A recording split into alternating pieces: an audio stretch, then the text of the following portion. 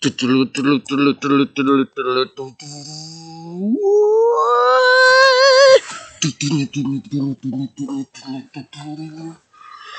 along if you care.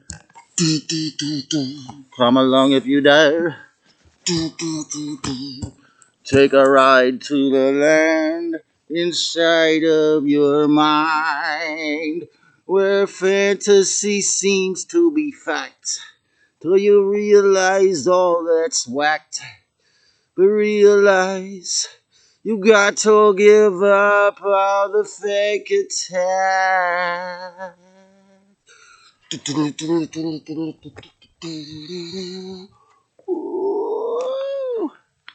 Oh, they just confiscated one of my blue blockers because that was too much of a rush. I'll find it later. So it was a perfect introduction to my topic for today, which is about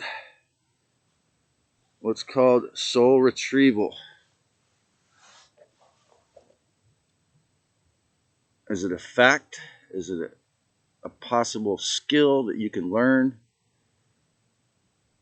Or is it an illusion or a myth?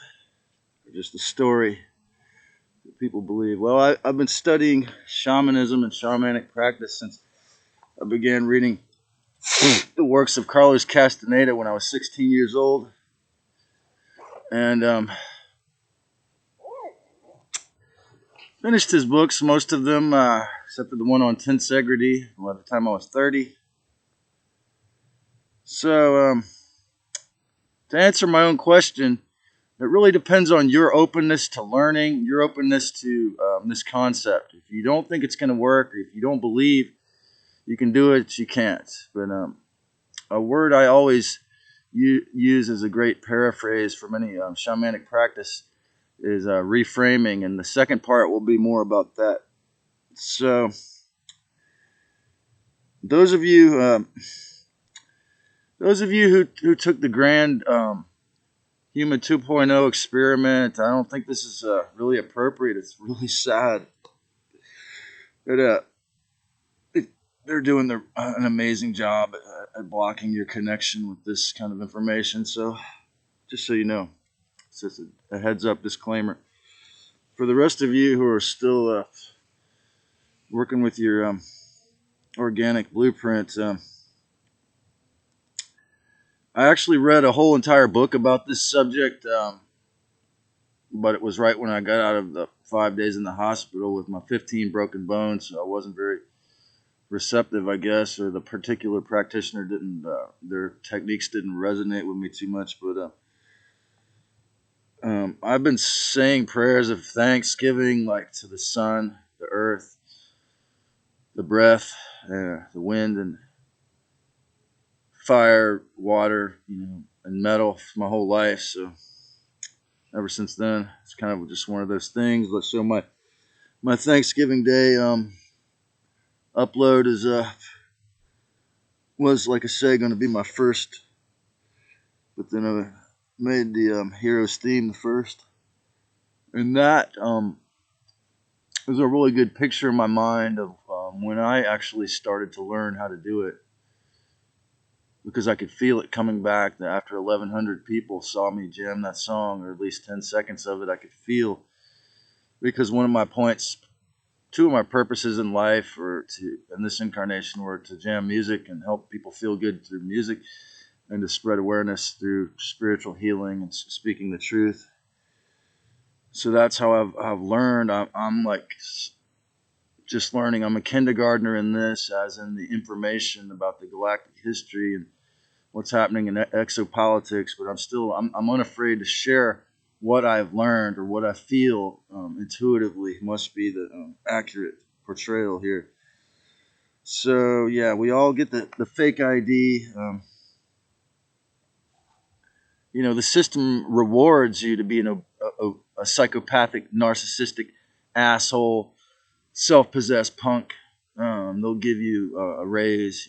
If you suck them off. I mean, the cliche in the Hollywood is probably, Harvey Weinstein, just like Bill Cosby, were both probably they're not isolated characters. They're just the ones who got caught. That's just the norm in those scenes. That's why I don't play in that. That's why I make my own video, even if it's rugged, unedited.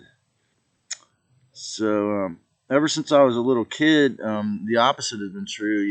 Like I was targeted by bullies. They told me I was weird 100 times. And so over the years, you want to, in order not to be punched out or bullied, you want to. You sort of, a lot of people they'll lose aspects of their soul. Okay, so the idea really comes of soul retrieval comes from also a related concept. It's really ironic, man. I'm not sure whether this comes from the Yiddish or a Sufi tradition, ironically, right? But there's one thing you came here to do, and if you did it, you've done everything, and if you didn't do it, you did nothing. And so, Gurdjieff would say every 7 years, you could change it, but just you do have to do some kind of ritual of some sort.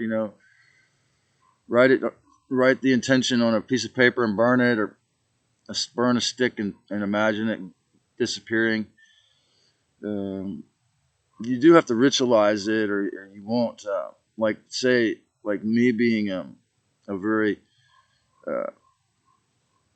well-loved musician, for example. That dream isn't going to go away, so because it's in my blueprint. So I don't pretend to.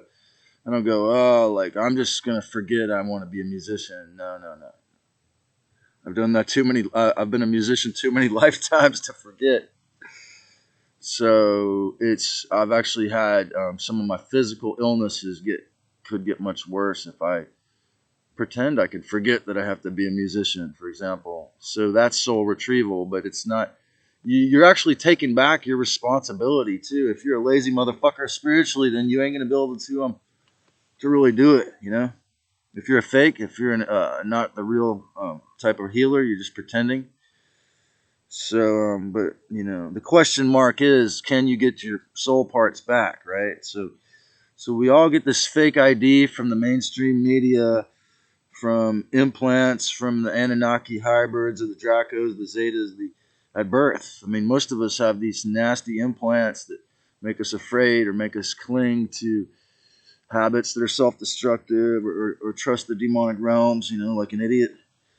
But every soul has a blueprint, a mission, and it must be harmless, in my opinion. If it's not harmless, you're gonna fuck yourself up, of course, but it must be harmless, right? So, and it might take a lot of forgiveness, learn how to really forgive yourself and others to even learn to begin how to trace it back. Forgiveness has to be a huge key. Because when you can forgive yourself, the memory. So in that book, and some of the shamans say, you don't lose parts of your soul.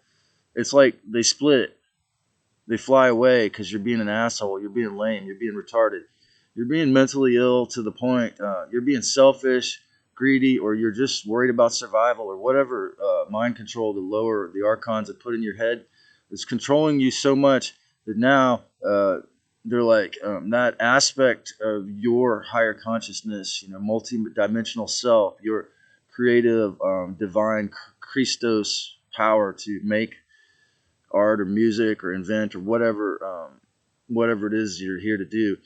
It's like I'm not going to play around with this person, because this is how powerful these archonic and lower astral demonic mind possession tools have been from all these black magicians and over the years. So, but you have to learn what your blueprint was, okay? But I've even done it on a smaller level, like say giving thanks before eating. Like I've been so influenced by the demonics out here in the second Bardo that I just stopped doing that, and I would always, until I was 26, I moved out here. For a few years I did, and then I just sort of make the excuse if I'm running late, the same dumb excuse. So I recommend to anyone listening here who or watching, who, if you identify yourself as a Christian or on the agnostic Christian like myself, or on the path, the Christos, the fifth dimension, or the ascension path, probably you have to always give thanks before you eat. For me, it's eat, drink, piss, defecate. I'll kind of like just internally give thanks for everything all the time, so that I've always said that one foot has to be in that. So that's one thing, but you got to use your intuition to figure out what it is. Sometimes another one was, I used to always use a steamroller, and then for a while, a year or two or something, like I just couldn't. They're not popular, couldn't find it, and then I realized, that old saying, short pipe, short life, long pipe, long life. It's kind of cheesy, but there's some accuracy to it. So now on Christmas Day, I think I broke my pipe making the Billy Joel cover video that only one person watched. So the only one of 4 stores open in Santa Cruz on Christmas Day was the pipe shop. It's got a long, skinny one. So it was like, oh, there's that part of me that has to respect myself, to cool down the smoke. See what I mean? It's just little things. You can actually retrieve little parts as well. It doesn't have to be your whole life. But I mean to say things that you once did that were more respectful, that you don't do to respect yourself now. Remembering that, psychedelic plants, cannabis can really help with this, but again, it can be a surrogate as well. A lot of people think, especially like I say, the fixed zodiac signs. Oh, I can be open-minded when I'm high, but and then when they're not high, it's like, well, fuck you, man. I don't believe any of this crazy shit. But when they're high, it's like it does actually pry open the closed-minded a little bit, like so. Because the psychedelic plants what's a great example of this is if you take so-called magic mushroom, psilocybin. What makes that in particular a really beneficial thing? Well, it can be beneficial in this process of soul retrieval work. Is very beneficial in that, actually, on the grand or the microcosmic scale. Your basic everyday thoughts, because it shows you. It doesn't tell you it's the archons or the zeta, but it shows you that your mentally retarded thoughts or self-destructive or violent thoughts or just even cancerous, subtly abusive cancerous thoughts are retarded. It'll tell you. When you're high on shrooms, you don't, if you're open to psychological healing, for example, I mean to say the person like me who's open to listening to plants, it'll tell you, hey, this is stupid and this is smart, and get away from this Illuminati punk and go over here to this person or this clear place where the energy is clean, and it'll school you on where you're messing up if you can't see it. And cannabis can help, but it can be an obstacle because of the mental or physical addiction or need for it, or because you have so much tolerance, it doesn't really do that. So your instinct, your intuition. You think about your childhood traumas. What did you want to do when you were 18 or 25, 15? Your bosses. Your losses and victories, and your bosses if they abused you. They can all be clues. The narcissistic people in your life, clues for things you need to release.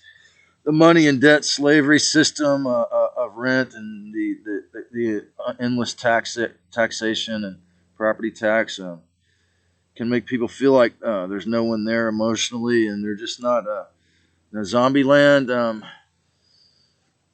when they don't know about this kind of work. So it's very important to learn. I'm going to go again. As I've said, so you'll want to do a releasing ceremony when you. Another thing, wonderful tool from the Toltec path of recapitulation, which is very related from the same source, is called the recapitulation breath. And so you think if you ever figure out, think about a trauma that has affected your personality negatively, and really figure out what were you supposed to learn from that.